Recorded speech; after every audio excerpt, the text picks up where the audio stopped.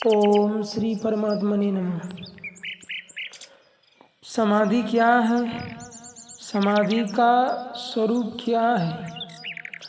समाधि योग की अंतिम अवस्था है जहाँ सम आदि समाधि, जो सम भाव में बुद्धि स्थिर हो गई वहाँ समाधि घटती है।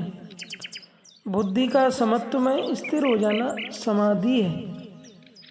समाधि में योगी अपने आत्म भाव में स्थित हो जाता है। बुद्धि द्वैत में कार्य करती है, जैसे कि अहम प्रकाश सर्वस्यम योग माया समावृता मूढ़ो अभी न जानाति परम भाव अव्ययम्। एक माया है जिससे चित्त में काम, क्रोध, राग, द्वेष, मोह, लोभ, अहंकार, इच्छा, वासना, भ्रम, अशांति की वृत्तियाँ उत्पन्न होती हैं। दूसरी है योग माया, अध्यात्म माया, दैवी माया, जिससे मानव चित्त में दया, करुणा, शांति, समाधि और एकाग्रता का निर्माण होता है।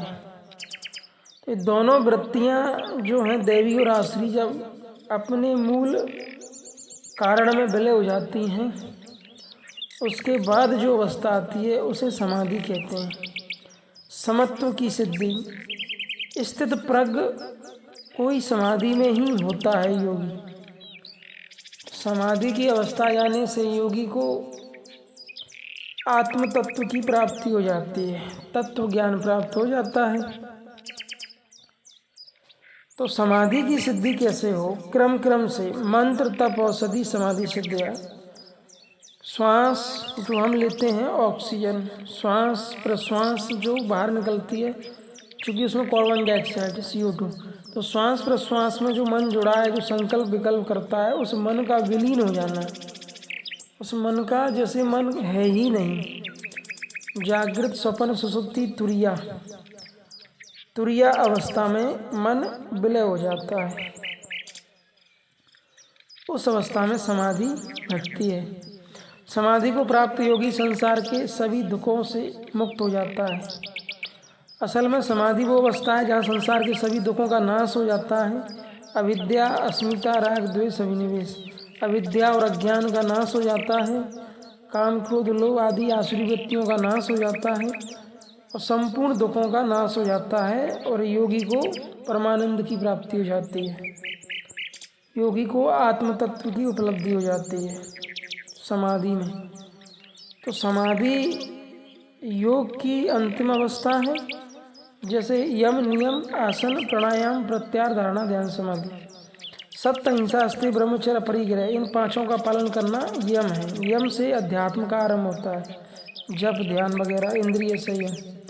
और नियम शौच, संतोष, तप, स्वाध्याय, ईश्वर प्रणिधान। यम नियम का पालन करते ही मन शांत हो जाता है आकाशवत। उसी अवस्था में समाधि घटती है। तो ये क्रम क्रम से होता है, डायरेक्ट कोई समाधिस्थ नहीं हो सकता। एक प्रक्रिया से, एक प्रोसेस से कोई योगी होता है। तो समाधि एक दुर्लभ अवस्था है प्राण की। अध्यात्म उन्नति का संबंध है मन, बुद्धि, चित्त, अहंकार के अंतरंग विकास से। ज्यों ज्यों साधक की अध्यात्म उन्नति होती है उसका आंतरिक विकास होने लगता है, उसका चित्त प्रशांत प्रवाहित हो जाता है। अंत में समाधि की अवस्था आती है। 15 से 20 साल कोई निरंतर ध्यान करता है तो वो समाधि को उपलब्ध हो जाता है। समाधि में ही संपूर्ण दुखों का नाश हो जाता है और योगी को आत्मा का ज्ञान हो जाता है। तो समाधि के लिए महर्षि पतंजलि ने कहा कि मंत्र तप औषधि समाधि सिद्धियाँ। निरंतर मंत्र का जाप करना है श्वास प्रश्वास में, और स्वर चित्त वृत्तियों का निरोध करना है। समस्त वृत्तियों के निरोध के बाद साधक अपने आत्मस्वरूप में स्थित हो जाता है। इसी को समाधि कहते हैं। आदि अनादि वो परमात्मा है, उस परम भाव में वृत्ति का प्रवाहित हो जाना समाधि है। या चित्त का शून्य हो जाना, आकाशवत हो जाना समाधि है। तो समाधि वो अवस्था है जहाँ जीव के समस्त दुखों का, पापों का, अज्ञान का नाश हो जाता है, वो परम ज्ञान को उपलब्ध हो जाता है, निर्वाण, शांति, अद्वैत या मोक्ष को, और समस्त दुखों से मुक्त हो जाता है। समाधि की सिद्धि कैसे होती है? निर्मल चित्त से, निष्पाप चित्त से या निर्दोष चित्त से। चित्त का निर्दोष और निष्पाप होना ये योग से ही संभव है, निरंतर योग साधना से ही ये संभव है।